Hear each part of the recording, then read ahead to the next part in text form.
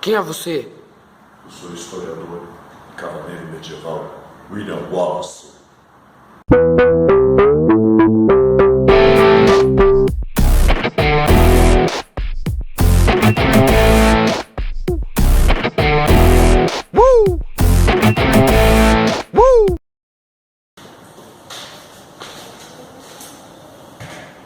Olá! Olá galera, tudo bem? Hoje nós vamos falar sobre a crise de 29, também conhecida como a crise do capitalismo. Inicialmente a crise aconteceu nos Estados Unidos, mas ela acabou influenciando o mundo todo.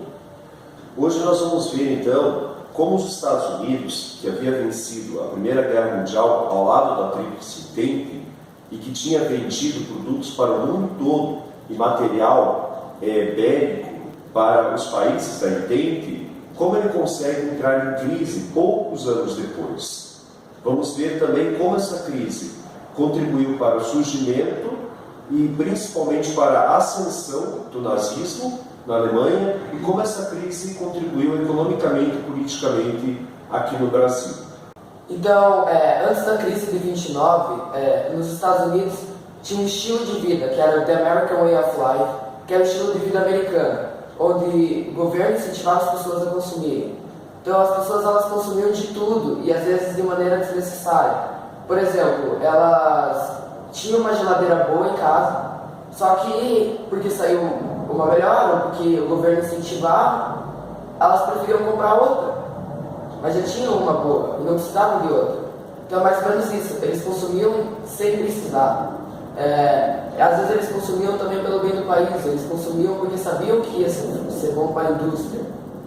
Então, no momento que tem muito consumo, quando quebra a indústria, o país se quebra também.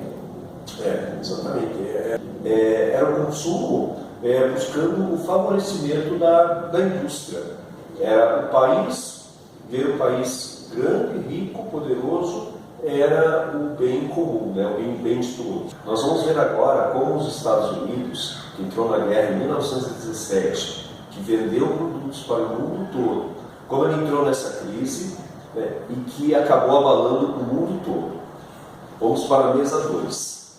Veja como a crise de 29 abalou o mundo.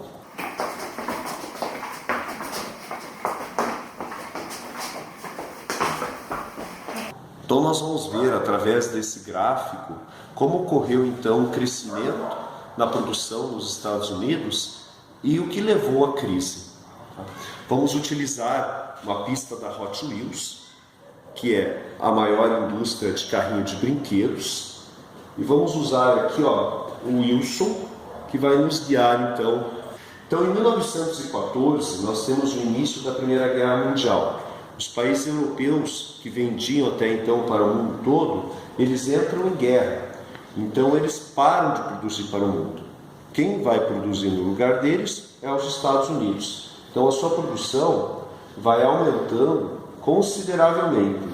Em 1918 nós temos o fim da Primeira Guerra Mundial. E os Estados Unidos entrou nessa guerra em 1917, venceu a guerra ao lado da Tríplice Entente. E apesar da guerra ter acabado, em 1918, os países europeus ainda estão desorganizados em sua indústria. Então a produção norte-americana continua a crescer, não num ritmo tão acelerado, mas continua a crescer.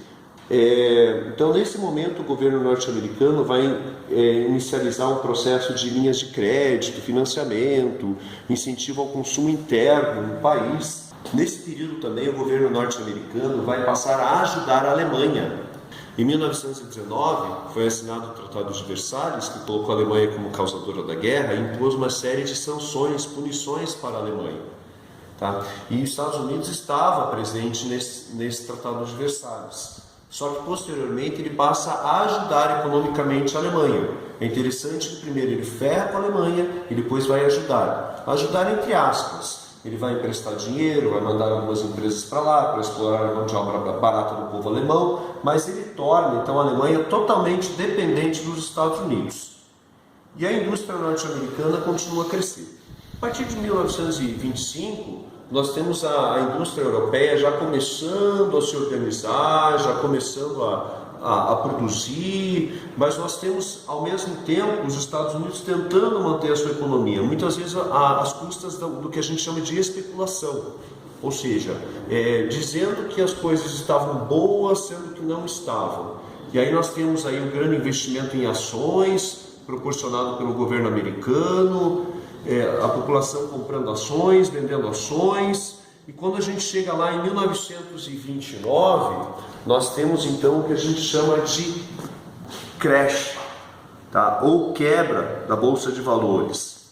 Então quer dizer que as pessoas deixam de comprar porque já estão saturadas, é um mercado saturado, as pessoas não compram mais, não tem dinheiro para comprar. A Europa não está comprando, a Europa faz algumas leis protecionistas para não comprar os produtos americanos. E aí a gente tem uma onda de desemprego de uma população extremamente endividada, e é o que leva então os Estados Unidos à crise de 29. Olá, eu sou o cavaleiro medieval e historiador William Wallace, e hoje eu vou falar um pouquinho da influência da crise de 29 sobre a Alemanha. A Alemanha então, que vivia num pós-guerra, num momento difícil, onde nós tínhamos pequenos partidos surgindo, como o próprio partido nazi, que pregava o nacionalismo. Esses partidos pequenos, como o próprio nazi, ganharam muita expressão, muita força com a crise, com o momento de crise em que a Alemanha vivia.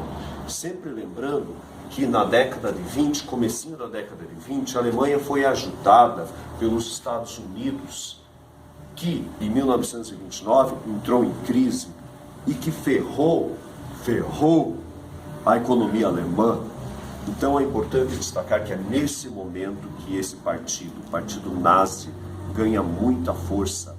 Em 1933, ele consegue a maioria do parlamento alemão. Em 1934, Hitler se torna chanceler e logo em seguida se torna presidente, juntando então o cargo de chanceler com o de presidente, formando o que a gente chama de Führer, líder supremo da nação alemã. E a partir daí começa então a preparação então para o que a gente chama de Segunda Guerra Mundial, com esse partido nazi no poder na Alemanha. E é isso, galera. A crise de 29 aqui no Brasil, ela afetou principalmente a exportação do café. Os Estados Unidos, que era um dos nossos principais compradores de café, ele entrou em crise. Então, o Brasil, ele passou a estocar café, porque ele não tinha mais para quem vender. Então, quando ele estoca café, o preço do café diminui. A República Oligárquica, que dominava o Brasil, ela acabou enfraquecendo, dando início à Era Vargas. Então, por uns 2, 3 anos, nós tivemos sérios problemas econômicos aqui no nosso país, devido à questão da crise de 29, que levou à crise do café. Mas, posteriormente, o nosso país passa a se reorganizar. E esses barões do café que investiam no café, e que o café não é mais algo que dê lucro, eles passaram a investir em uma outra atividade, a industrialização. Então, a crise de 29, a princípio, afeta negativamente o nosso país, mas posteriormente ela contribui para um processo de industrialização, tá? E que leva, então, durante a Era Vargas, aquelas leis trabalhistas, a formação da CLT e tudo mais, a consolidação das leis trabalhistas. Então, esse foi o nosso segundo vídeo do Papo Histórico sobre a crise de 29. Então, se inscreve no canal, deixa o seu like. Falou!